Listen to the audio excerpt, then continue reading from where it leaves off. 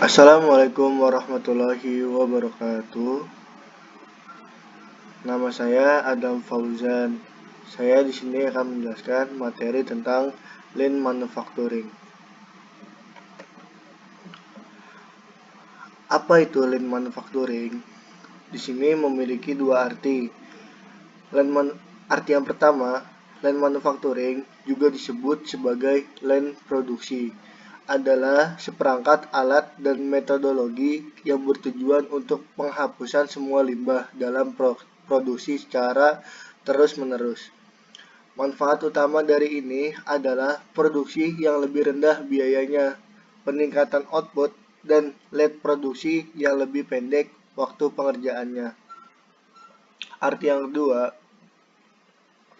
pendekatan sistematis untuk mengidentifikasi dan menghilangkan limbah dan NVA, non-value added activity, artinya aktivitas tidak bernilai tambah, melalui perbaikan berkelanjutan dan menjual produk ke pelanggan dalam mengejar kesempurnaan.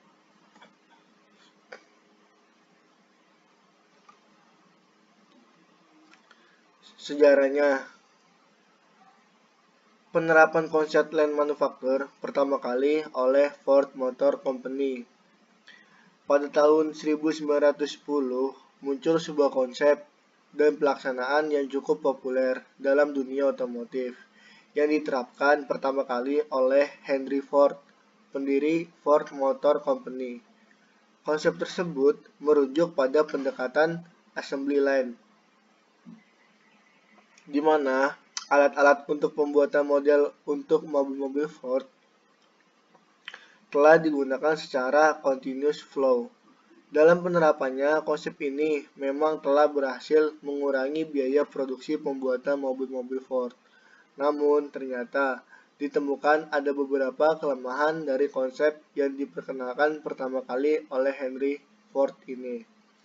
Kelemahan utamanya yaitu bahwa Ford sangat bergantung pada mesin, yang mana mesin tersebut berjalan terus tanpa henti, tanpa memikirkan hasil produksi.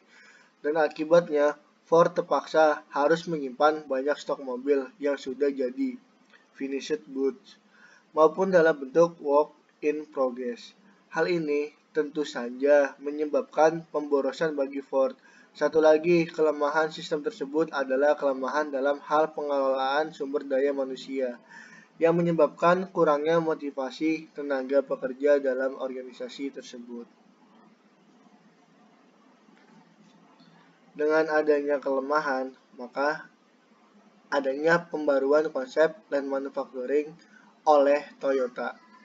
Sahabat berselang sejak Henry Ford merumuskan metode produksi pada assembly line untuk industri manufaktur mobil Ford, produsen asal Jepang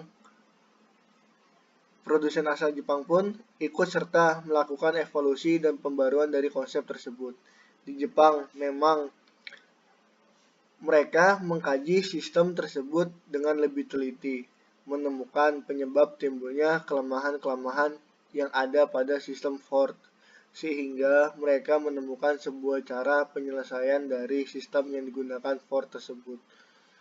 Atau dalam kata lain, konsep Lean ini telah dilahirkan kembali di Jepang. Untuk pertama kalinya pada tahun 1940, konsep Lean ini ikut diterapkan dalam Toyota Production System (TPS) adalah Taiichi Ohno yang dibantu oleh Dr. Shigeo.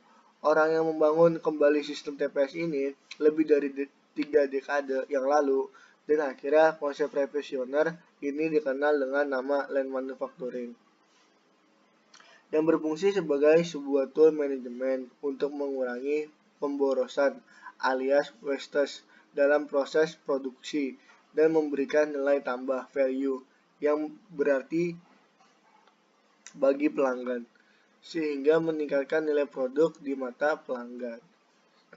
Digagas ulang oleh Toyota di dekade-dekade terakhir ini, konsep ini terfokus kepada perhimpunan seluruh pihak yang terlibat dalam proses ke dalam suatu konsep dan lingkup kerja yang sama.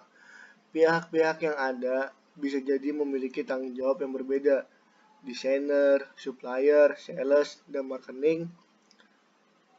Namun, semuanya bekerja untuk membawa produk final sedekat mungkin kepada titik penjual. Ini disebut dengan konsep just in time. Tinjauan literatur menerapkan lean manufacturing dengan tata letak seluler. Studi kasus International Journal of Advanced Manufacturing Technology. Yang kedua, metodologi terapan ilmiah teknik objektif untuk meminimalkan kegiatan penambahan nilai. Kurang dari 36% dari perusahaan manufaktur yang berbasis di Amerika tahun 2009.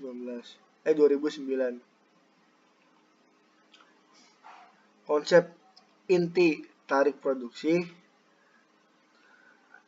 didorong oleh peminatan downstream ke upstream. Yang ketiga, sistem manufaktur seluler CMS mesti dikelompokkan. Maksimal independensi sel, mengurangi penanganan material, waktu tunggu, kemacetan.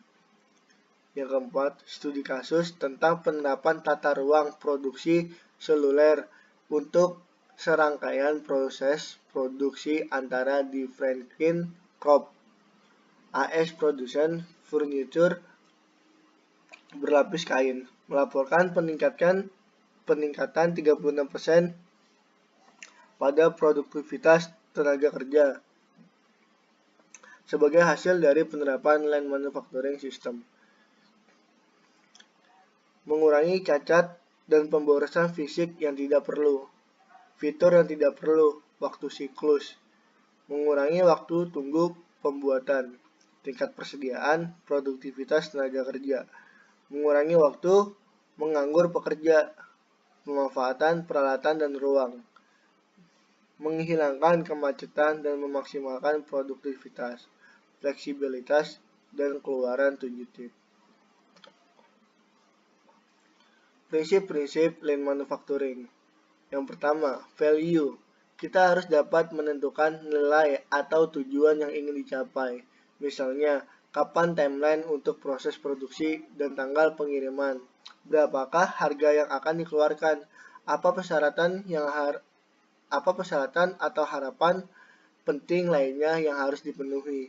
Bagaimana tingkat kepuasan pelanggan atas barang atau jasa yang diberikan? Informasi-informasi ini sangat penting untuk menentukan tujuan dan nilai akhir.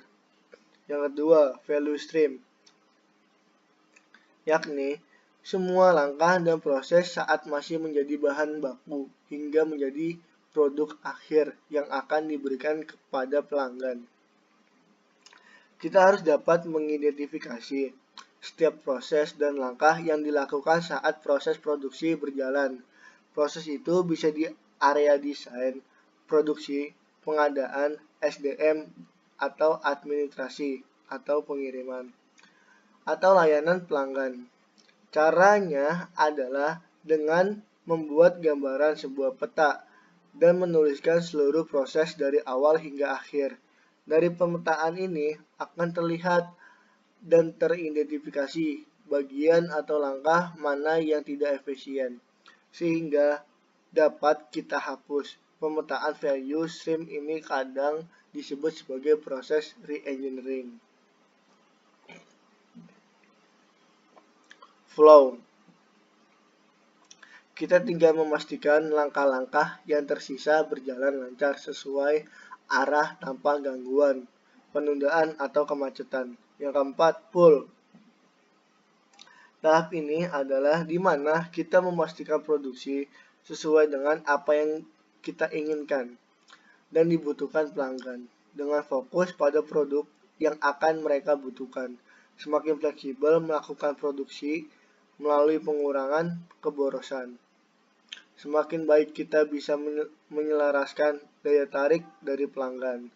Dengan proses seperti ini, maka produksi akan meningkat dan pengiriman produk dapat dikirim tepat pada waktunya. Kepuasan pelanggan pun terpenuhi. Yang kelima, perfection. Membuat pemikiran lean dan perbaikan proses dari budaya perusahaan Anda seiring keuntungan Anda yang terus meningkat. Penting untuk diingat, lean bukanlah sistem yang statis. Ia tetap membutuhkan usaha serta kecermatan yang baik untuk menjadi sempurna. Libatkan setiap karyawan dalam menerapkan lean manufaktur.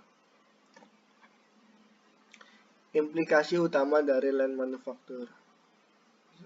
Di sini ada 3 kolom. Kolom yang pertama itu orientation, planning, inventory, handoff of work in progress, production cycle time. Kolom yang kedua, traditional based manufacturing, supply driven orders are pushed through factory based on production plan or forecast. Buffer of work in progress between and progress track. Materials after X track accumulate into work in progress stroke areas before being retrieved by next production stack. Longer than actual time. Kolom yang ketiga, lean manufacturing. Customer driven orders are pulled through factory based on customer or downstream demands. Little or no work in progress between each production step. Materials handed off directly from one production step to the next. Shortens. Solusi dan manfaat kasus. Dampak terbesar pada aliran inventaris dan distribusi pesanan perusahaan. Yang kedua, keterlacakan waktu nyata diizinkan untuk mengurangi bahan-bahan lainnya, lebih dari setengahnya, dan memelihara yang cukup safety stock ketika saatnya untuk memesan kembali dan mengisi kembali. Yang ketiga, waktu dan uang telah mengalami pemotongan dramatis. Yang keempat, perusahaan diizinkan untuk memperluas cakupan wilayah yang lebih luas. Yang kelima, telah disederhanakan untuk laporan. Yang keenam, mengurangi waktu yang dibutuhkan untuk menyelesaikan tugas-tugas tertentu dan menambah lebih banyak tanggung jawab. Teknik manufaktur lean. Yang pertama, model 5S. Set aturan untuk mengatur masing-masing area kerja pekerja untuk efisiensi maksimum. Sort, frekuensi penggunaan, menyortir apa yang dibutuhkan atau tidak, mengurangi waktu. Set in order, mengatur hal-hal penting agar akses lebih mudah, mengurangi gerakan. Scrub, jaga kebersihan mesin dan area kerja, hapus debu melalui lukisan.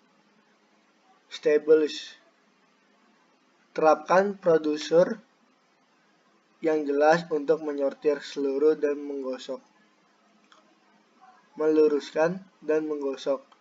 Sustain, mempromosikan, berkomunikasi, dan melatih. Yang kedua, pemilihan produktivitas total, termasuk perawatan pencegahan dasar kerja, inspeksi, pembersihan, pengetataan, dan pelumas. Tanggung jawab diberikan kepada pekerja untuk mengidentifikasi, memantau, dan memperbaiki penyebab masalah. Pelatihan untuk nilai tambah yang lebih tinggi atau rumit. Mengurangi waktu henti alat. Meningkatkan output atau seumur hidup mesin. Yang ketiga, manufaktur seluler. Stasiun kerja dan peralatan produksi diatur dalam urutan produk selaras. Peningkatan kecepatan dan fleksibel produksi bertujuan untuk memindahkan produk melalui manufaktur, memproses satu bagian pada waktu pada tingkat yang ditentukan oleh permintaan pelanggan.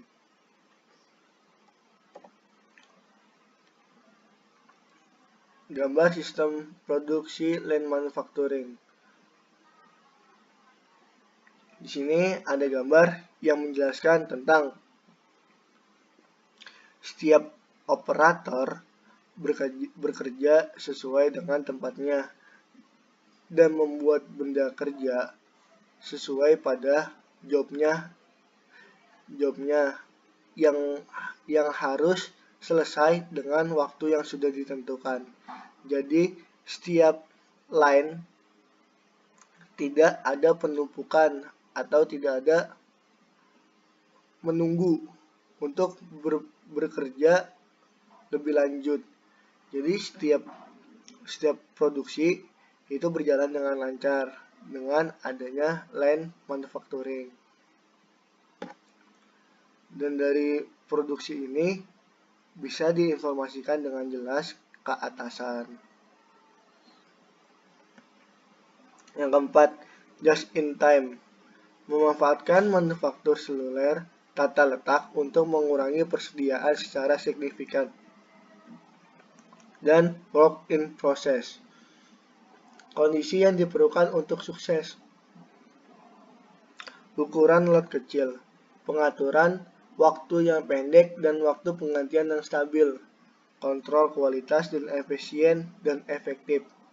Meminimalkan cadangan dan memaksimalkan efisien tenaga manusia dan mesin.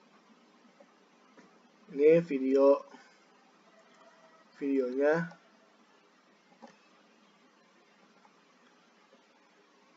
Sekian presentasi dari saya, kurang lebihnya mohon maaf yang sebesar-besarnya. Terima kasih.